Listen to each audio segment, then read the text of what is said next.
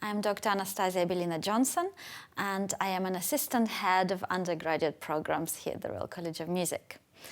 My musical background is I studied piano in a conservatoire in Siberia, and I moved into the musicology and music history studies, into opera directing, libretti writing, and so on. And so I will be talking today about my current research project, or my new research project, which is based on the life and works of Augusta Holmès. Augusta Holmès is quite a fascinating character. She was a very unusual figure for the time. She was born in 1847 and died in 1903. So at the time when women, if they were composers, or if they were allowed to study composition, they were more or less expected to produce works that were kind of small in scope, salon music, songs perhaps. And Augusta Holmès produced works that were absolutely huge in scope, oratorios, symphonies, symphonic poems, operas. She even wrote one of orchestral and choral works, which called for 1,200 performers. She was commissioned that for Universal Exhibition in Paris in 1889. And so she had 1,200 performers on stage. So that was quite unprecedented for a woman composer to write something like this. One of her other works involved 600 performers. You know, she often combined 2 or 3 choirs on stage. So she did write songs and smaller pieces as well, but that is not where her heart lies. She really enjoyed creating large-scale works. She was very much inspired by Wagner, so a lot of her orchestral writing is quite Wagnerian, quite bombastic, and a lot of commentators mentioned that it didn't really have a lot of feminine qualities or dainties. It was free of sentimentalities. She was known as a composer of strong, virile works. Again, something that at that time, women composers were not identified with.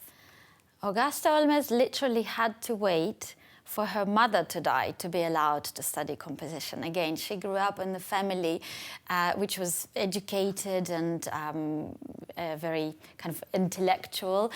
They liked literature, arts, and they really wanted her to follow in kind of their footsteps. So they wanted her to perhaps become a writer.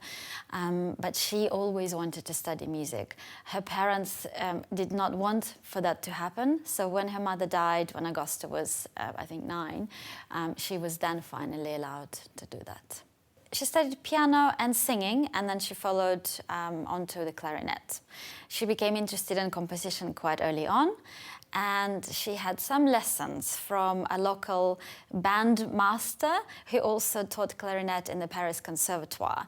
And perhaps this is the reason why a lot of her symphonic music and her orchestral writing is quite bombastic. It relies a lot on brass. At the time, women were not allowed to study in the conservatoire. So all she could have were private lessons.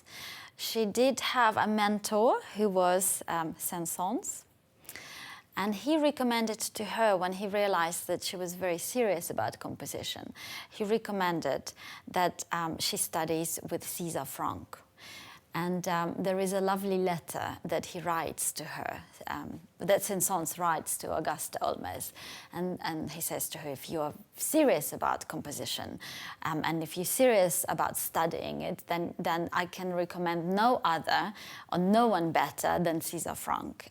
But you have to be very persuasive. You will have to convince him that you are the student he will want to take. And it seems that Augusta did do a good job of convincing César Franck. I think it took her quite a while, maybe a year or 2. He did not accept her first into his class of composition, but I think he relented finally, and she became the only female composer in his circle, in the circle of his students. She was very well established in the cultural circles in Paris. So she was well known by the age of 18 already. Even as a young girl, when she still lived in Versailles with her parents, she had already a salon which was kind of concentrated on her and where she performed her works. So her works already, her smaller scale works already were performed and well known. When she became the student of César Franck, she started producing large-scale symphonic works. And in 1878, she wrote her first one, called Lutèce, which is an ancient name of Paris. And she entered it into the inaugural City of Paris competition. She didn't come first, she came second. But it was a major achievement, and her work was performed by a lot of established concerts and music societies at the time. And obviously she made a name for herself with the first work. Her second work, which she composed in 1880, called Les Argonautes, she entered into the same competition, and the jury voted for her, but the organizers of the competition were not comfortable with giving the prize to a woman who was still not as well known. So there was actually a bit of a scandal, because the jury knew that they voted for Augusta to receive the first prize. And when she didn't, she was able to use that scandal to her advantage, and her work was still performed by all major music societies in Paris, and that is how she sort of helped to promote her name and her work. Augusta was known not only in Paris or in France, but also outside.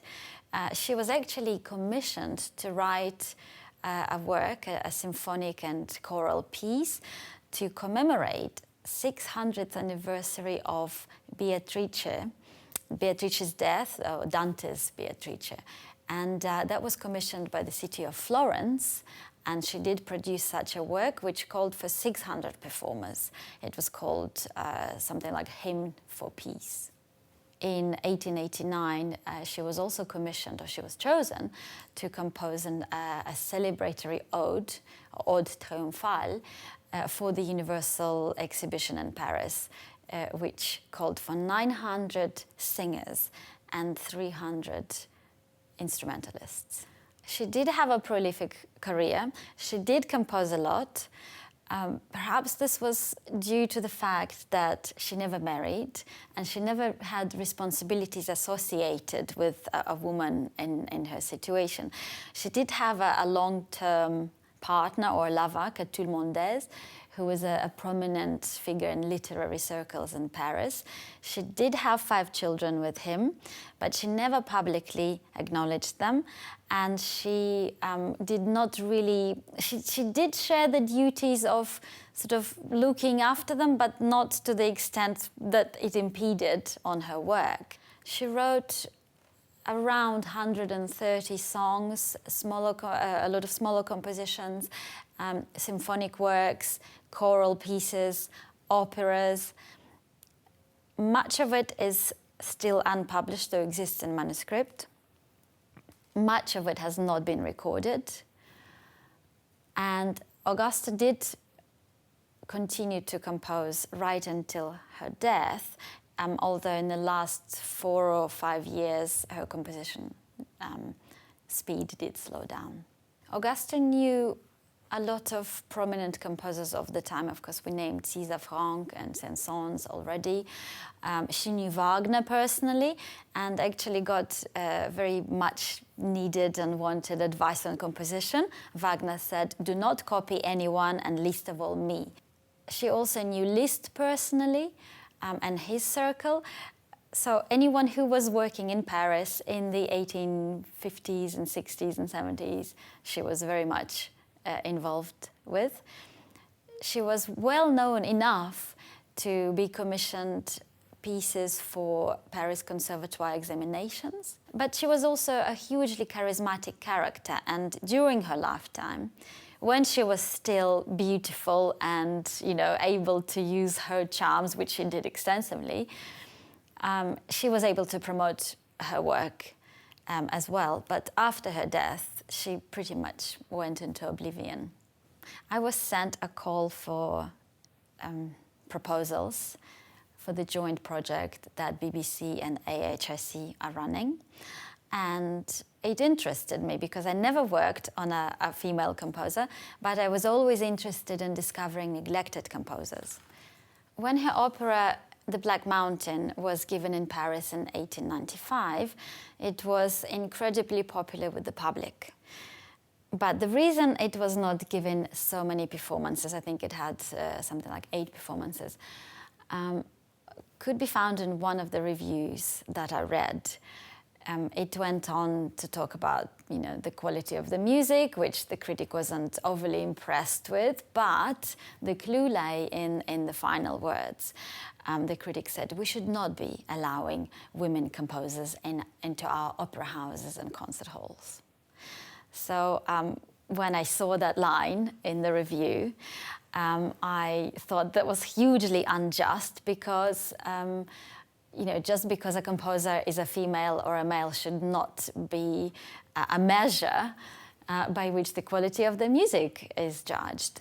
So that negative review, which did not really focus or did not really justify why her music is not good enough to be allowed into the Paris Opera, but rather focused on the fact that she's a woman and therefore her music should not be allowed into the Paris Opera.